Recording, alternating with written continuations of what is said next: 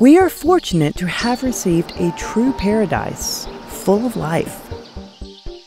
Water, air, sun, a multiplicity of animals, land animals, birds, flowers of innumerable colors, forests, oceans, wonders of nature. Unfortunately, we have not learned how to appreciate or take care of the greatest resource, Mother Earth. Excessively, without conscience, blinded by the desire for wealth and power, we have been causing irreparable harm to the environment. It is not a matter of fashion, tendencies, and much less celebrity. It is a reality.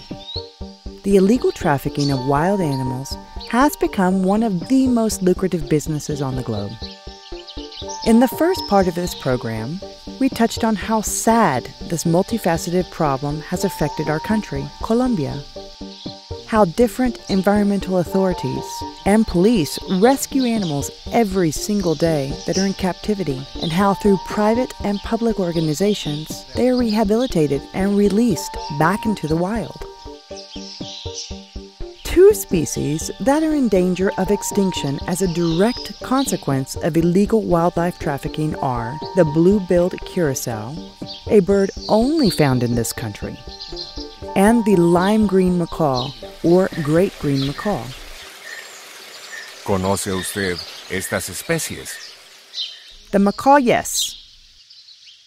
The curassow, no. The green macaw, yes.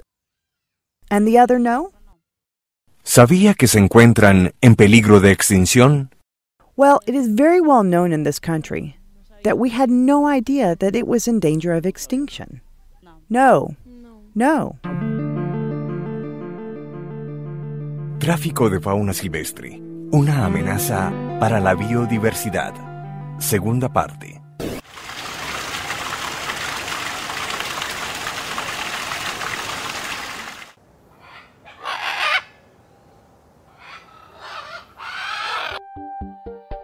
On the danger list of threatened animal species from the International Union for the Conservation of Nature, or UICN, the great green macaw is listed as in danger. One of the main problems for the macaw is the illegal trafficking of wildlife. They are very noticeable animals, and culturally, we have always kept birds on our farms, like parrots and macaws, probably because even though they cannot speak like us, they make similar sounds, sounds like those humans make. It is very common to keep them in our homes. Also, touching on the theme of the feather trade, they are trafficked also because of this. Another threat that these animals face is the destruction of habitat, above all, the cutting down of trees for the cultivation of crops. So, as a result, they are losing many different types of trees where the birds reproduce.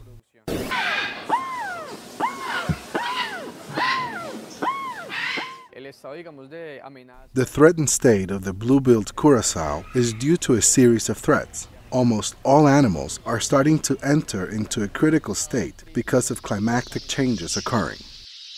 Today, the principal threat for the blue-billed curassow is hunting.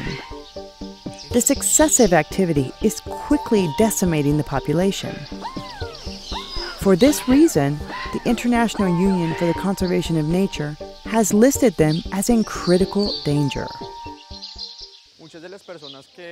Many people who live in the countryside, country people, do not have a good source of protein, or they do not have chickens or for other reasons, so they start to hunt the curassow because it is so similar to the chicken. It is a large bird with a lot of muscle, and it serves as a good source of meat to eat. Apart from this, the destruction of its habitat, the destruction of all of the ecological niches belonging to each of these native species, you cannot find these in any other part of the world. The cutting down of trees, the construction of new highways, the cutting down of trees to make space for new cropland. This causes the critical position of the welfare and the security of this species in its natural habitat. The seizures that different environmental authorities conduct in Colombia are not only the way to give wild animals a chance at life. Thanks to educational programs and community awareness of the consequences of having a wild animal as a pet, daily, many people decide to voluntarily turn in the animals that they are keeping at their homes.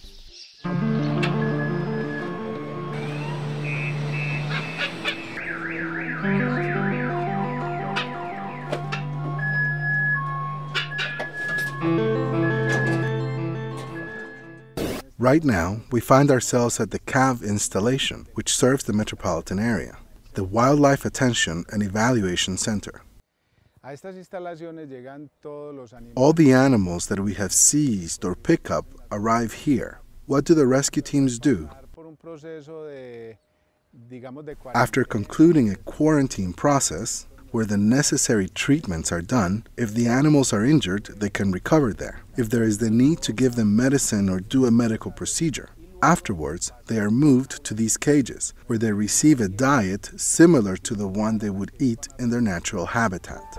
One of the main objectives is at the end of the process to achieve the outcome as if they had never been in captivity. That way, they are assured to be ready to be re-released back into the wild, into the areas of the country where they come from. We get such satisfaction when we release an animal back into the wild to realize that the animal could have been in captivity for 1, 5, or even 10 years in someone's house, and it was able to recover its abilities. It was able to find a mate and is going to be released back into nature. For us, it really is the most gratifying experience.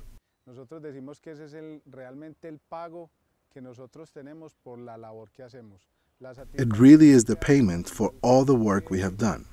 The satisfaction in seeing a bird fly into freedom or an animal enter the forest like a puma.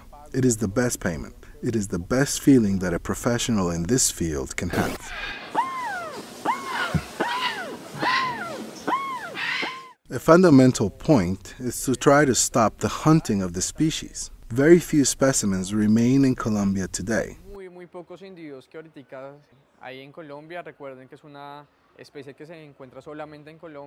Remember that it's a species only found in Colombia, and no matter how high the demand for protein might be, it's not good to start hunting these animals for food when there are other alternatives for human consumption.